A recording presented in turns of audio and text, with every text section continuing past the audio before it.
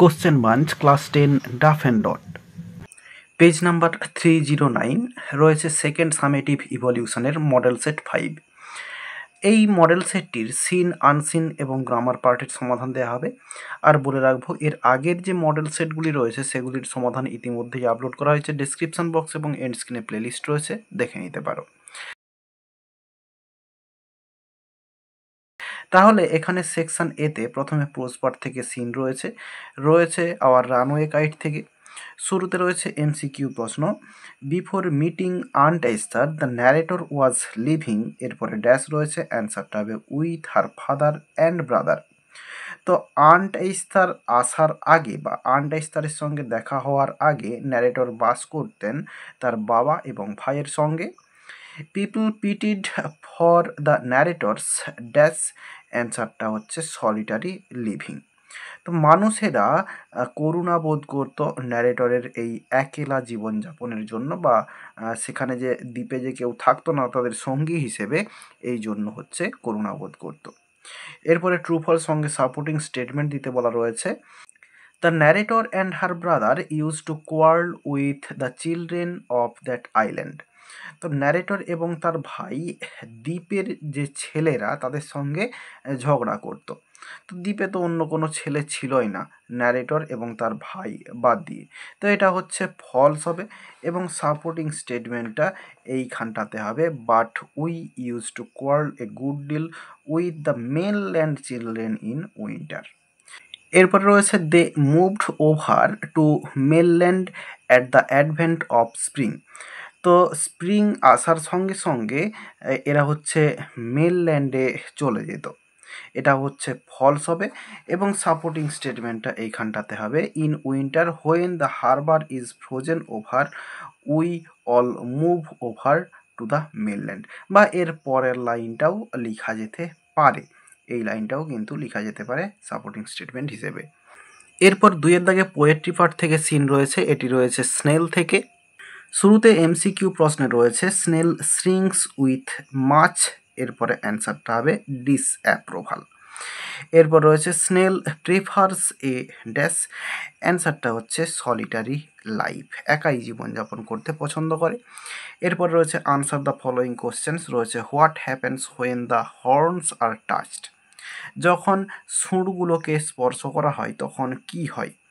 When the horns are touched, the snail shrinks into its house with much displeasure. তো বলছে snail এর যখন হর্নকে স্পর্শ করা হয় সে খুব অসহিষ্ণুতার সঙ্গে সে তার বাড়িতে লুকিয়ে যায়। এরপর রয়েছে what is the snail's treasure. Treasure বলতে সম্পদ, দ্য স্নেলের সম্পদটা কি। The snail itself is its own whole treasure. তো স্নেল নিজেই হচ্ছে তার সম্পূর্ণ হচ্ছে সম্পদ। এরপর একটি আনসিন রয়েছে, তো চলো আনসিনের মানেটা প্রথমে বলে দিই। And there's no better way of doing it than under the shadow of the Sardar, এবং সর্দারের ছায়ার নিচে এটি করার থেকে ভালো উপায় আর নেই। এখানে সর্দার বলতে সর্দার বল্লভভাই প্যাটেল এর যে মূর্তি, অর্থাৎ বিশ্বের সবচেয়ে বড় বা উঁচু মূর্তি, সেটির কথা বলা হয়েছে। For the first time ever, প্রথমবারের মতো the foreign ministry's annual heads of missions, যার শর্ট ফর্ম হচ্ছে HOMS কনফারেন্স, অর্থাৎ পররাষ্ট্র মন্ত্রকের বার্ষিক মিশন, যার শর্ট ফর্ম এটা, এই সম্মেলনে a gathering of all Indian ambassadors and high commissioners meant to strategize on promoting India's interest abroad, মানে বিদেশে ভারতের স্বার্থ প্রচারের জন্য কৌশলগতভাবে বোঝানো সমস্ত ভারতীয় রাষ্ট্রদূত এবং হাই কমিশনারদের সমাবেশ is likely to move out of Delhi, সম্ভবত দিল্লির বাইরে চলে যাওয়ার সম্ভাবনা রয়েছে। And will instead be held next to Patel's statue of unity in Gujarat's Narmada district, এবং পরবর্তীতে গুজরাটের নর্মদা জেলার প্যাটেলের মূর্তির পাশে অনুষ্ঠিত হবে।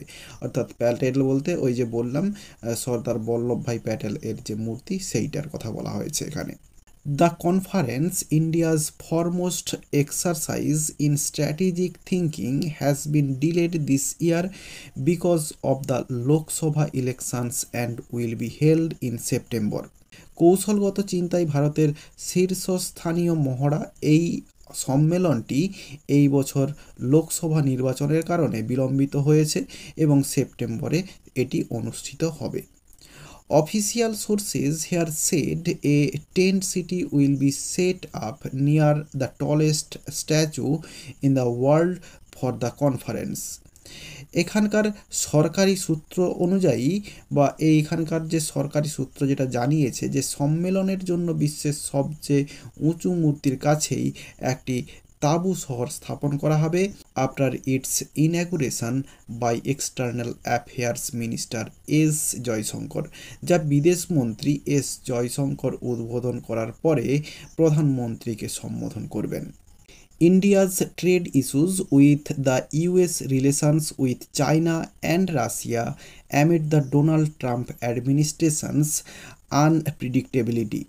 মার্কিন যুক্তরাষ্ট্রের পাশাপাশি চায়না এবং রাশিয়ার সাথে ভারতের বাণিজ্য সংক্রান্ত সমস্যা, ডোনাল্ড ট্রাম্প প্রশাসনের অনির্দেশতা, mobilising support for the government's position or terrorism, increasing FDI inflow, consular and diaspora issues are likely to be the key focus areas in this year's conference.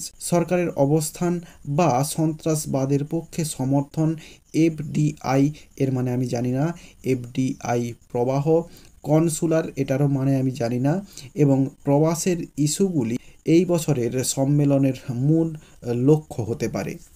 তো মানেটা বললাম, এবার চলো কোশ্চেনের অ্যান্সারগুলো দেখে নেব। প্রথমে রয়েছে কমপ্লিট দ্য ফলোয়িং সেন্টেন্সেস।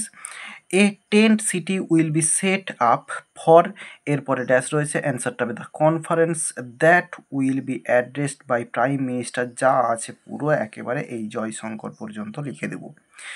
এরপর রয়েছে ডিউ টু লোকসভা ইলেকশনস, এরপরে ড্যাশ রয়েছে, অ্যান্সারটা হবে the conference of India's foremost exercise in strategic thinking has been delayed this year, এতটা পর্যন্ত লেখা হবে। এরপর রয়েছে Indian ambassadors and high commissioners were, এরপরে ড্যাশ রয়েছে, অ্যান্সারটা আমার সন্দেহ রয়েছে, তাও আমি বলে দিচ্ছি, তোমরা একটু চেক করে নিও, আর ভুল হলে আমার কমেন্ট বক্সে কমেন্ট করে জানিও সঠিক অ্যান্সারটা। অ্যান্সারটা হবে meant to strategic on promoting India's interest abroad, এইটা সম্ভবত অ্যান্সারটা হবে। এরপরে ট্রু ফলস রয়েছে এবং সাপোর্টিং স্টেটমেন্ট দিতে বলা রয়েছে। Prime minister will inaugurate the programme, প্রধানমন্ত্রী এই অনুষ্ঠানটার সূচনা করবেন, এটা হচ্ছে ফলস হবে। সাপোর্টিং স্টেটমেন্টটা এখানে রয়েছে, এই যে after its inauguration by external affairs minister S Jaishankar, এই জায়গাটাতে রয়েছে, আর পুরো লাইন লিখলে কিন্তু এই অফিসিয়ালস থেকে এই জয়শঙ্কর পর্যন্ত লিখতে হবে। এরপর রয়েছে the venue of that conference is never changed before, তো এই কনফারেন্সের যে স্থানটা এটা আগে কখনো পরিবর্তন হয়নি, এটা হচ্ছে ট্রু হবে। এবং সাপোর্টিং স্টেটমেন্টটা এই লাইনটা রয়েছে, for the first time ever the foreign ministry's annual head, যা আছে পুরো লাইনটা লেখা হবে, পুরো লাইন লিখলে অনেক বড়, তো এতটা লিখে ডট ডট দিয়ে দিলেও হয়ে যাবে। এরপরে সেকশন বিতে গ্রামার অ্যান্ড ভোকাবুলারি রয়েছে। শুরুতে রয়েছে fill in the blanks with appropriate article and prepositions, রয়েছে ড্যাশ আন্ডার কনস্ট্রাকশন ফ্লাইওভার, এখানে হবে an under construction flyover collapsed, এরপরে in a congested market area on Thursday.